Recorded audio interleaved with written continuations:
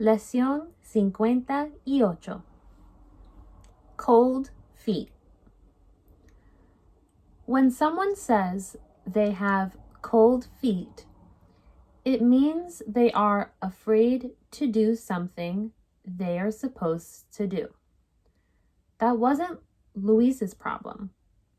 Luis actually had cold feet. They felt like icicles.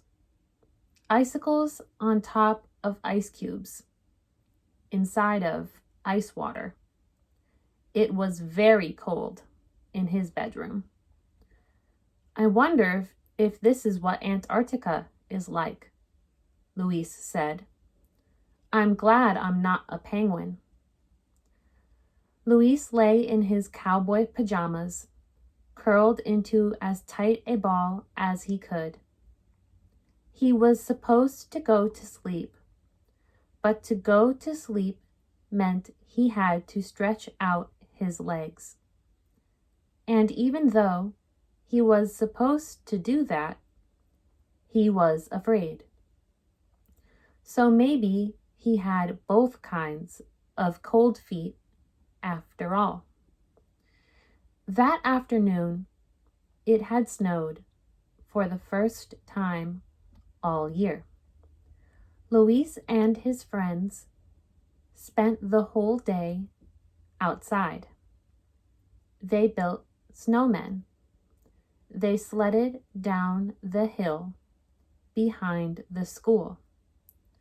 They had snowball fights with Luis's neighbor. All day long, they had so much fun that Luis didn't notice how cold his feet were. After a while, in fact, he didn't notice his feet at all. They were totally numb. When he got home, Luis kicked the snow off his boots, unzipped them, and yanked them off his feet. He peeled off his socks and was shocked by what he saw. His feet were as white as the snow outside. He poked his left foot. He poked his right foot. He didn't feel them at all. Mom, he said. Luis's mom told him to run a hot bath. He stuck his feet in the steaming water, and gradually feeling returned. The feeling that returned was hot. Too hot, said Luis, and yanked his feet out of the tub. He dried them as well as he could, but he must not have done such a good job. By the time he climbed into bed, his feet were still a little damp. It was cold in his room, very cold, and cold air plus wet feet can only mean one thing. His feet had frozen again. Brr, said Luis. Brr. He thought if he burred long enough, his mother would hear him. If she knew how cold his feet were, she would bring him warm socks. She would bring extra blankets. She would bring hot water bottles. Luis trembled at the thought of how wonderful a hot water bottle would be.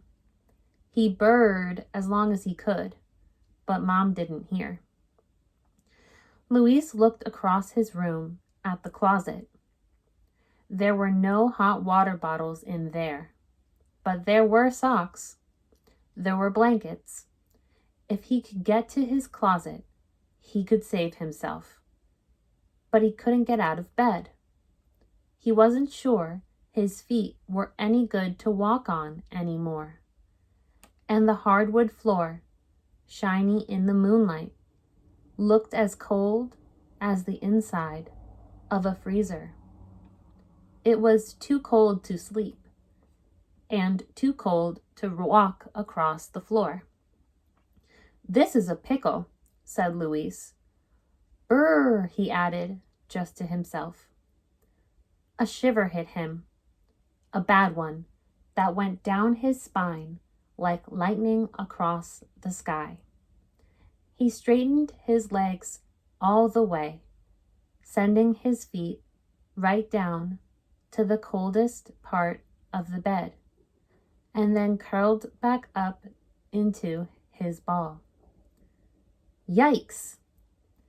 It was cold down there, cold like the deepest, darkest part of a cave, cold like the bottom of the ocean, cold like outer space. And he was going to have to stick his feet down there. There was no question of getting up and getting a blanket. Socks were not coming to help.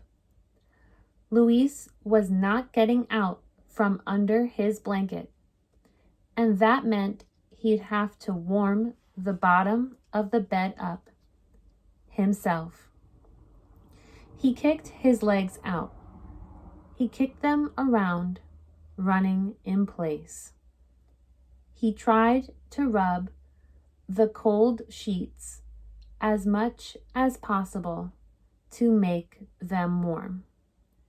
This, he had learned in science class, is called friction. Friction makes heat, and he needed as much heat as he could get. He ran in place until his legs were tired, and then he stopped. He paused. Would his feet freeze again? It was cold down there. Not as cold as it was before. Not very cold, but still chilly. He felt the warmth fade. About to panic, he looked around for something to help. Beside the bed, just within arm's reach, were the clothes he had been wearing that afternoon. He grabbed his pants, shirt, long underwear, and big winter coat. He piled them on top of his feet. They locked in the heat, and he knew his feet would eventually get cozy under there. Now Luis could sleep. He was feeling warmer already.